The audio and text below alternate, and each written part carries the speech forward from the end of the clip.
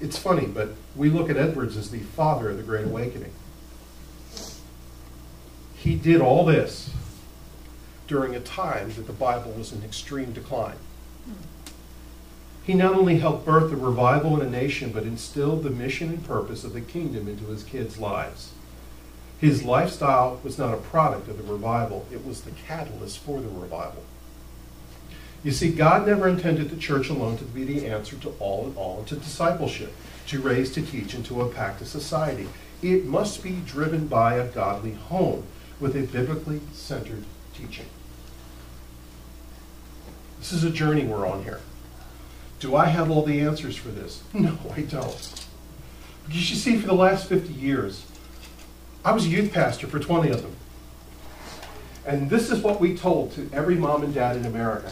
Don't try this at home! You need a professional in the room to help you raise your teenagers. Yeah. Hey, I was at the colleges. I was at the symposiums where they were spewing this garbage. You gotta entertain the kids. You can't have them into the adult service. I was somewhere yesterday listening to someone share with me about a very important church in our community. The children are not allowed in the services. Whoa. No, they must go to the nursery. Shh, they'll interrupt our weekly entertainment. Crap. Listen, I've said this. Ben Nishan, I love him. He pastors a church of about 400 Russians, northeast Philadelphia. One day I was sitting in his service, and I was noticing all the babies, all the little kids.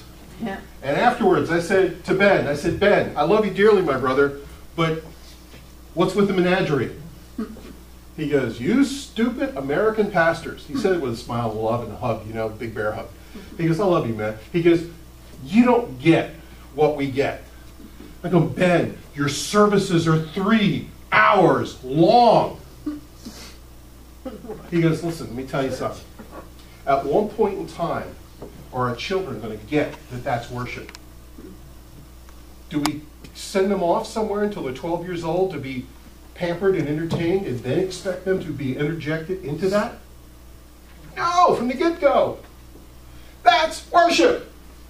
That's church for them. 3 speakers, by the way, on Sunday morning, usually. It is what it is.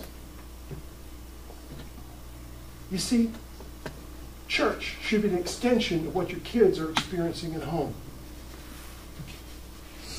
You see, we're living in a parallel time to Jonathan Edwards. Christianity is in a decline, if you haven't noticed. Homes are falling apart left and right. Do you know one of the things? I've now been in this community for 10 years. I came as a youth pastor. Do you know what the one major change has happened in the last 10 years in this community? Muslim population has doubled. Doubled. 2 to 4%.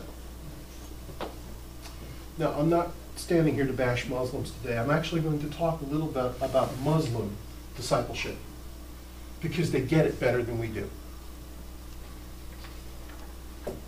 Muslim families place a strong emphasis upon training their children in the doctrines of their faith.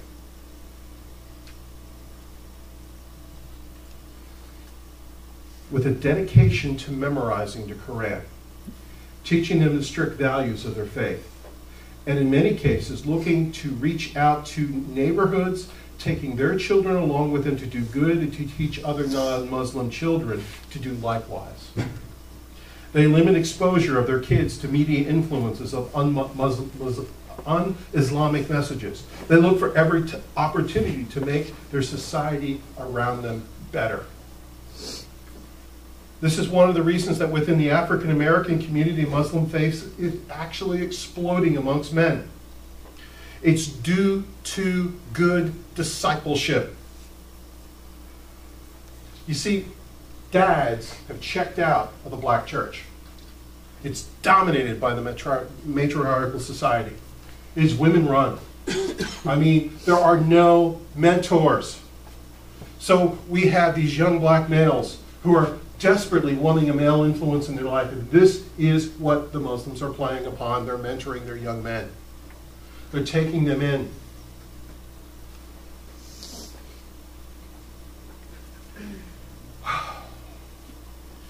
This is why the Muslim community is growing by leaps and bounds. It's not just because they're trying to outpopulate us, although there's some countries that is happening. By the way, for those of you who are preaching tolerance, I'll tell you something about tolerance. It's over for Great Britain. When a society becomes 35% Muslim, it is over. Over. Game over. Here's why. They change all the laws. When they get elected to office, there is no... If you go to Sudan, I got the video in my office. If you go to Sudan, there is no freedom of religion. There is gunpoints where they will march Christians in the churches and set the buildings on fire. You either become a Muslim or you die. Do not tell me that is not happening around the world. I read the book. I read the Voice of the Martyrs. I followed what's going on. And I'm telling you, mark my words, it's game over when 35% of the population becomes Muslim. Why? Go to Saudi Arabia and try to be a Christian. No, they change all the laws. I'm telling you, it will happen in this America in your lifetime. We have a complete lack as a nation, as a church, for caring about young people.